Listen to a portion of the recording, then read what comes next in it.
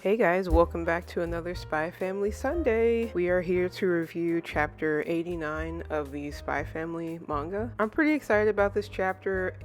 I wouldn't say that it's leading into a new arc, but it's a Yuri focused chapter, which is cool. And once again, if you're liking the content here, please feel free to like, comment, and subscribe. So the chapter starts off with Yuri, and he seems to be in a bit of a rut. He's a little depressed, a little aloof, not really thinking straight, and he's on his way to work and he just gets blindsided by a car. Of course, he walks it off no sweat. There's some guy that's like, dude, are you all right? And so he goes into work and his captain is like, how many times do I have to tell you to stop getting hit by trucks? And Yuri just states that he's been a little scattered lately and a little unfocused. His captain is like, why don't you go and see your sister? That seems to motivate you in some way. You know, he was like, the last time I saw her, it got him basically thinking if he could really protect the country. And his captain is like, what are you going on about? Yuri just reflects on how he was able to skip grades in school and that how he got hired by the ministry and now he's part of the secret police. Despite all of his accomplishments, he's frustrated, understandably, because he lost to Twilight. Let's not forget, Yuri was pretty close to being killed. Twilight was pretty much at the point of being like, I'm sorry, but I'm gonna have to take you out. Ultimately, we know that didn't happen. Yuri's just feeling a little bit down about that, and he's wondering about his motivations. Can he protect his country? Can he protect his sister? And him and his captain are walking down the hall, and a character that we were recently just introduced to, Chloe, she comes running down the hall and she's like, Captain, I need your help. I caught some guy that has a bullet wound on his right arm and I'm gonna interrogate him. And so for Yuri, the alarm bells are automatically going off. And of course, once we see this guy, he's some short Elvis looking guy with a mustache, and it turns out his name is Bobby Bokel. I think that's how you say it. And basically, he's part of the anti-government establishment, but his motivations are a little odd. He's been wiping snot on food displays at grocery stores, just any kind of way to say, down with the government and,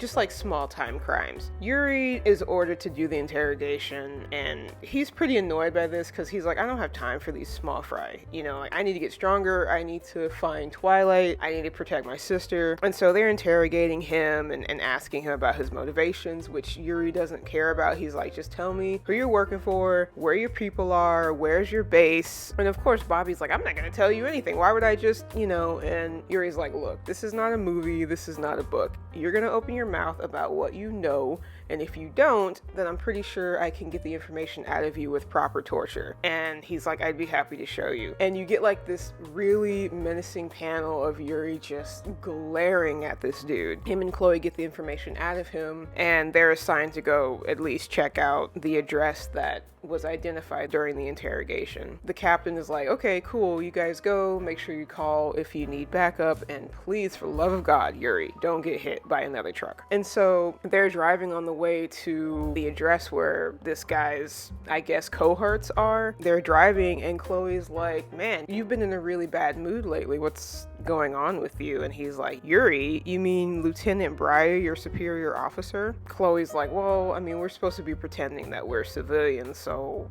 why not play the part? I don't know, they're having like a heart-to-heart, and it's revealed that Chloe and Yuri actually went to college together, which is really cool. I like that we're getting more world building within Spy Family. And so apparently Yuri went to college when he was 14, which is insane. I don't know how old Chloe is, but it's been alluded to that she is older than him. I don't know by how much. They went to college together. Everybody treated him like a brat. He was obnoxious and he thought he was better than everybody else, and the only reason he went to college was to get stronger because he had to protect Yor. Chloe's kind of, teasing him about how his attitudes haven't really changed and how he still kind of acts bratty, but at this point, he's tough as nails. He's working for the government. Like, he has his own accomplishment. And so they're driving along, and all of a sudden Yuri gets like this feeling, and he like ducks down in the seat next to Chloe. And you see that Yor's walking down the street, and she's like, it's lunchtime. And Chloe's like, what are you doing? Is that your sister? And she was like, the fact that you could sense that she was coming down the street is really creepy. Yuri is avoiding Yor because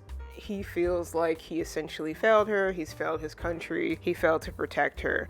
Chloe's like, what's the big deal? Like, even if she sees us, you can just tell her that we're lovers or something. And Yuri's like, no, I can't do that. I can't tell the woman who raised me that I'm, in cahoots with you. And Chloe's like, I've never had brothers, so maybe I don't understand what this is like, but if I was your big sister, I would want you to find happiness. And Yuri's like, no, thank God you're not my big sister. And she's like, I didn't suggest that, but either way, you're exhausting to talk to.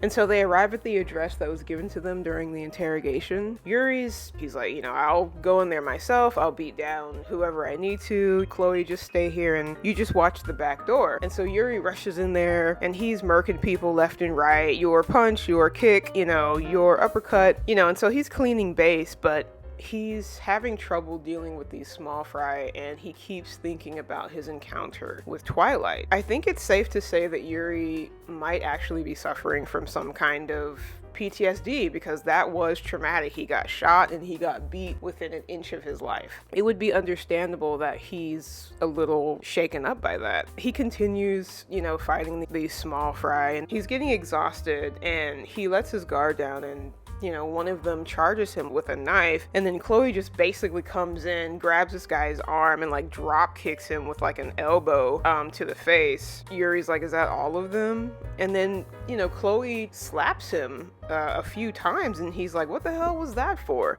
She essentially tries to slap some sense into him. She's like, you will die. People die. Even you, Yuri. Like, this is just a part of life, especially in our line of work. She kind of calls him out for his hypocrisy, because he is willing to self-sacrifice for Yor to the point where he doesn't take care of himself. He's just blindly, loyal to his sister, even to his own demise. And so, she's trying to widen his perspective. It's like, your world is too small, and it makes you blind to the good things that are around you. And it's like, there's nothing wrong with wanting to be there for your sister. There's nothing wrong with wanting to protect her, but you have to take care of yourself and live for yourself and get stronger for yourself, and so she's basically just trying to give him some perspective, because it's like, if you do all of this stuff blindly and then you die, like, how do you think that's going to make your sister feel? I mean, she's going to be sad losing the only other family member that she has. And so Yuri sort of, you think he's understanding this, but then he's like, oh, I get it.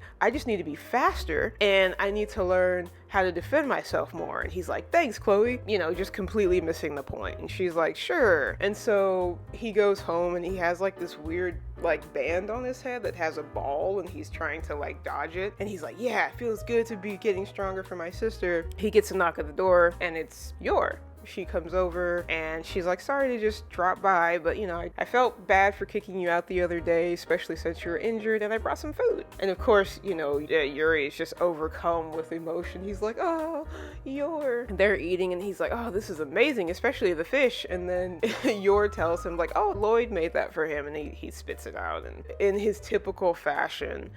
And Yor's like, Yuri, you shouldn't waste food like that. And he's like, oh, it's fine. It just caught me off guard. And so he's thinking about ways in which he could arrest Lloyd and somehow prove that he's Twilight. But then he reflects on that, and he's like, would that be something that would really make Yor sad if I were to arrest Lloyd? And so Yuri just straight up asks her, he's like, you mentioned last time I came over, you mentioned how you weren't satisfied with Lloyd. Has that changed? Do you hate him? And Yor's like, no, that was just a misunderstanding. I definitely don't hate him. And then he's like, so do you love him? And of course Yor sort of circumvents the question, and he's like, well, since you don't know, that means you obviously hate him. And that's how the chapter ends.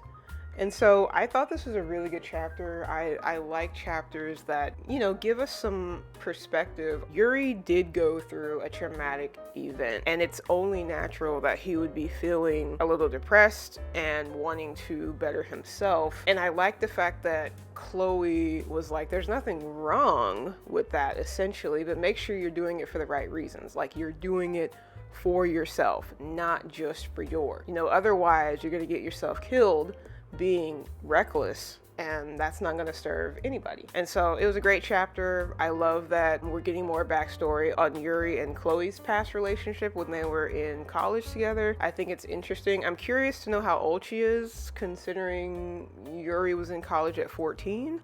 I can't imagine she would be that much older than him, but it is college, so normally 18, 19. So yeah, I thought it was really cool. I hope we get to see more of Chloe. I think she's cool. I definitely think a new ship has been born, for sure. I think she clearly admires Yuri, but there might be some romantic undertones. I don't know. We would just need to see more of her. But yeah, I thought it was a great chapter. I don't know where the next arc is going, but I do appreciate a chapter that focused on Yuri and where his mental state is. So hopefully with chapter 90, it feels appropriate that 90 would be the start of a new arc. We'll see. Anime fans, you know what's coming next week in the anime. Hopefully I will be able to continue with the episodes. I have fallen behind on that just because I've gotten super busy with personal things. So I will try to review that next episode or that next arc because it's going to be awesome. So maybe as far as the manga goes, Endo Sensei will coincide what's happening with the anime into the manga, and maybe we'll get a new arc that focuses on Yor. That would be friggin' sweet. So yeah, we'll see. But anyways, thank you again for watching, and until next time, remember to be awesome and stay true.